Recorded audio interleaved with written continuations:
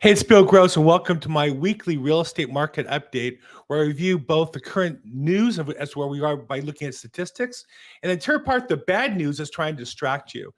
If you watch me regularly, you know that I often take to task the news industry, Zillow, Redfin, and other online sources as being inaccurate. This week, Business Insider actually has an article that gets it right. It has 5 great charts that really help you understand where the market is and give you perspective.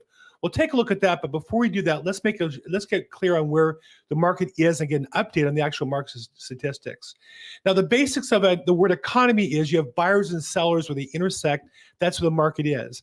On buyers, we measure that by the interest rates. That's going to drive the activity. And on the seller side, we look at inventory. So let's take a look at where the buyers are today as far as current interest rates. And the rates had dropped back down a couple weeks ago from almost, actually slightly over 8% to now about the 6.75. It's been this range now for a couple weeks. So after a whole 6 months of a constant march up, and every article was, are they going to go past 8 to 9 to 10? Is a hyperinflation? The answer for today is not yet. And we're now at about 6.75%, which is about where they were in June, and rates that are clearly low enough to drive a lot of buyer attention and pushing buyers back into the market where others had come out. Now, will they stay there? Will the Fed raise it, lower it? We talked about that in my predictions a little bit. Hard to say and predict the future, but that's where we are right now. As far as the seller side, the inventory remains at all-time lows other than during the pandemic period. Now, it is somewhat higher than the record of the 2021 pandemic year. It's more in line with 2020 and 22. But you can see that if you look at the chart, it's still way below any non-pandemic year ever. And as long as there are not enough houses to buy for the buyer demand, as long as there's fewer than there should be, given the number of buyers in the marketplace, prices can't go down. Now, they might stabilize, they might stay where they are, and for a long period of time, we'll talk about that, but certainly they can't go down unless there's excess inventory for sellers to bid against each other to drive those prices down. Now, what's the market like here locally is in Los Angeles? Well, here particularly, our market has been pretty much a slight seller's market all year, and it continues that way in Los Angeles. Based on Altos Research, a great source that I use, they're showing our market to be again at a 40, which means there's still more pressure for the seller than for the buyer, and that's again primarily because of the inventory. But take a look at this very important statistic that's often overlooked. Dollar per square foot has dropped significantly to $778. This is how much it costs to buy the average square foot in Los Angeles. Now, this was up to $830 just in October, and was even higher before that. So what this tells us is that there's more homes being bought at the lower end with less amenities. That's the market that's still driving. The higher end market is having an adjustment period.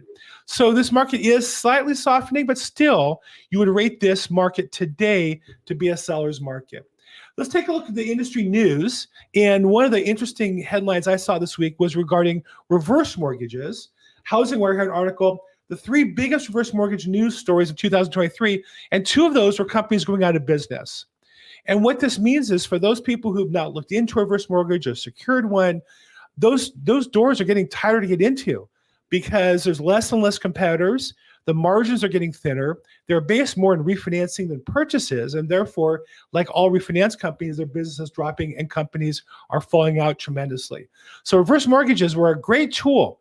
And I do think for some homeowners, you can use a purchase reverse mortgage, keep your current mortgage if it's a low rate, rent out the property, or sell it with that mortgage being carried back and profit on the difference in the rate. There are some fancy ways that are getting more popular on how to keep those low mortgage rates. But since the general public isn't keen to that, reverse mortgages are becoming much more difficult. And I think in the long run, that means bad things for consumers as there's less opportunities for business. One of the other big topics in the news has been this real estate commission lawsuit in Missouri. And so what we have now happening is you have these parasitic attorney lawsuits, attorneys running around every other state to file similar lawsuits. And then the trick is to consolidate them into the Missouri state, which is kind of like a way of saying, hey, our team is going to play football in California, but we want to use the results of the game already played in St. Louis. Obviously, I just find it hard to believe that the entire United States Real Estate Commission program is going to be changed based on one jury in Missouri. I just don't think that's going to happen. I know there are attorneys that are scrambling and see this as their new business opportunity, but I think like a lot of these hot trends in legal lawsuits, they burn for a while and they burn out and they go away. I think that's what's going to happen here. But there you see these lawsuits consolidating, which really just means there's some attorney trying to make some money and ride on the coattails of the company that came before him. Okay, next, state of California continues to make itself unlivable.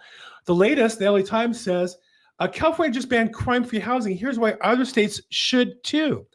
So what this genius is telling us, this is Max Griswold, and Max is a genius at the Rand Corporation, which is a place for people with more education and common sense or wisdom. And Max actually believes that you should have neighbors in your apartment buildings and your condo buildings and next door neighbors with criminal records. And if you're a landlord, you should allow more people with criminal records because it's discriminatory. And in his educated sense, it doesn't make sense. It doesn't actually prevent crime overall. So I'm sure Max lives in some secure building somewhere or some home in some remote area. But this is becoming a new policy in California where landlords are limited as to what they can screen as far as criminal records. And landlords are now limited on being able to evict people for crimes. And so more and more, you're going to find people are going to be living next door to you, and you'll find out they're criminal, and you'll think, well, how the heck did that happen? And the answer is the state of California not only wants more of that, but now you have geniuses like Max Griswold saying other states should copy California. Now, Max doesn't account for the fact that more people leave California than any other state because of stupid policies like this. But I'm sure Max and his secure housing environment, or maybe Max is one of those guys who hasn't yet been a victim of crime, to people like Max Griswold, who's a think tank employee at the Rand Corporation, minor crime is crime that happens to you. Crime is only important when it happens to him. So again, this is just another stupid idea in the state of California that's going to drive more people out and make our life here more difficult. On the subject of making life more difficult in California, the Orange County Register now has become kind of a spokesperson for government. The area is saying no to housing is coming to an end, new California building laws 2024. So they're kind of trumpeting all these new bills. Now, one thing is, I think I previously reported how Governor Newsom one day signed 40 bills, which tells you he hasn't read any of them. Nobody reads all these bills. But what this Orange County now is, the Register is thrilled about, is that local cities won't be able to have housing codes to restrict, let's say, high density housing, and the state's going to force them to accept more high rises and high density housing because the state government wants more people to be renters as well as to live in tall buildings, and wants to prevent people from living the American dream of a single family home with a white picket fence in their own yard. And so this is just a slew of laws where the state of California has been suing cities unsuccessfully. They said, well, we'll just pass a law and that will solve the problem. And it's just surprising the Orange County Register, which used to be a beacon of free market and freedom, has really jumped into the parroting the state government policy agenda. It's just really disappointing. Here's an interesting thing. Every week I look at Zillow, which used to be a good source of data and information. It's just become, I think, a marketing gimmick. The latest one is Zillow's chief economist 2024 market resolutions. And this is her wish list. Skylar Olson. She has a wish list. She wishes that more homeowners would sell. And she wishes that more builders would build. And she wishes that mortgage rates stay the same and that rates stay low and there's a good job market. And I just understand, why does Zillow think this helps people to buy houses or rent houses? This is their wishes. Of course, everybody wants more jobs and lower rates and more people to sell and more inventory. Why is this unique to real estate? And why is this an economist? Like, how is their wish list somehow particularly I don't know, statistical in mind. It just seems silly to me. And I think though it's worse than that, because I think that Zillow and these other sources of the news constantly make homeowners and sellers think that the ability to get what they want is out of their control. You could buy a house if rates come down. You can buy a house if inventory goes up. You can buy a house today. If you take control of your life and you cut your expenses, you make more money, you work hard. That's the American dream. And so more and more of these large corporations just want to have a group of serfs renting apartments in Orange County in high rises, like the previous article. And I think Zillow's economist just shows what a clown they are. And I just think this is going on and on and on. And frankly, I find it offensive as a professional in the market.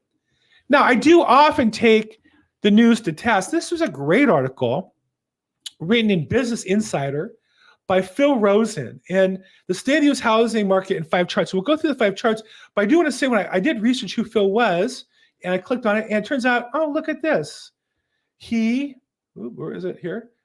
Master of Science at the University of Southern California. Fight on, he's a fellow Trojan.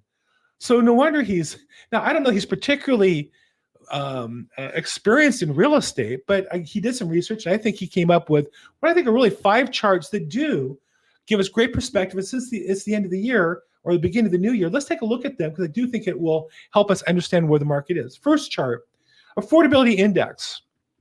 I've often said I think this is just a scam that the politicians are using to make it sound like there's some boogeyman out there that is unsolvable, therefore they're not accountable, as opposed to really taking responsibility. Their government's taking too much money and spending it and sending it elsewhere, rather than helping us keep our money and encouraging us to buy houses.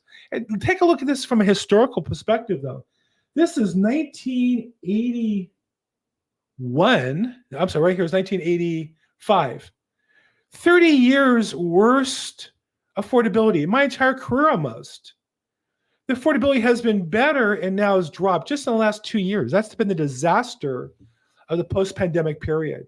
And now we're out of it to some degree, and it's still low. It's just staggering when you look at the depth of this change. And in the past, we had a couple of periods where it got worse, and then things got tremendously better around 2010, post-2000, the 2008 housing crisis. And we lost all that progress just in the last 2 years. And with no real hope, or I don't even think attention to solve the problem, because you can talk about housing affordability, but it really gets down to an individual, their ability to make money, their ability to save money, and their ability to keep money. That's what we don't talk about. We hide behind the term housing affordability. But look at the actual statistic. Second, take a look at the difference of interest rates between the current rates that are held by homeowners and the market rates. And when you lay it out on a curve, the last time it was this dramatically different was like in the 1970s. So this is a historic anomaly where homeowners can't have a much lower rate than what's available to buy a new house. Therefore, they're not likely to sell. And I remember these years. This is when I got in the business in 86, how bad the market was, how few sales there were. And I think that as long as this condition exists where we're at now, that number's not going to change of sales dramatically. Look how long it took for that to resolve. Here, it was about a, 10-year period, 8-year period. And we're just a year or two into it. So this could last for another 6 years easily. And also notice, part of the solution was to raise rates from the 8s until almost 12, 11%. Which means that, if you're going to have to raise rates 3% more than they are now to help close that gap. So when you look at a long-term perspective, this anomaly of interest rates isn't something that's going to change tomorrow in all likelihood based on history. It could be 7, 8 years more of this anomaly where there's very lower sales. And part of the solution might be inevitably raising of interest rates, which would be harmful for almost everybody in the market other than wealthy and investors. Another graph he put on was the stock performance of home builders versus the standard stock market. And what you can see is that home builders are having a tremendous time right now. Where they can build houses, people want to buy houses. So a big part of the problem, like here in California, when I started my career, there were so many new home builders all over Southern California. And we've stopped. We still have plenty of land. We have plenty of empty land. But as a state, we've decided we don't want to build new communities. We want people infill and more density. We want people renting and living in high rises. And as a result, here in California, there's no building. In Texas, Florida, Arizona, Nevada, there's building. And you can see there's demand for new homes. Tremendous. In fact, there's another chart that he has. Let me see if I have it here next. Yeah. New versus existing home sales. And what you see is the existing home sales have plummeted way more than the new homes. The new homes demand is still staying there to some degree. Why? Because I think this is more geographically driven. There is an economic effect of the economy, but you can see throughout history, they've pretty much been aligned. There was a separation where resales exceeded tremendously, but that has turned around now. And you can see that new home builders, there's demand for that product way exceeding the resale market. And the reason why is I think because those new home builders are in areas where they're allowed to build. And that really gets down to government policy.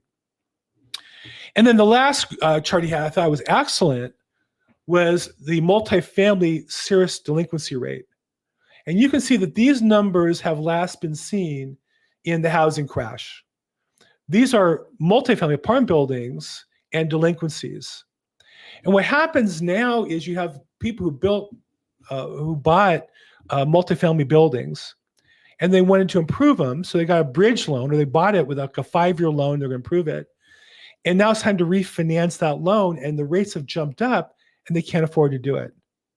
And this is what drove Grant Cardone, one of my coaches and investment teachers, to say this is the opportunity of a lifetime for small investors, because now you don't have to buy the whole building. You can go in with other investors as a limited partner and buy a small portion. I've done this myself in Florida and Texas, and they're doing really well.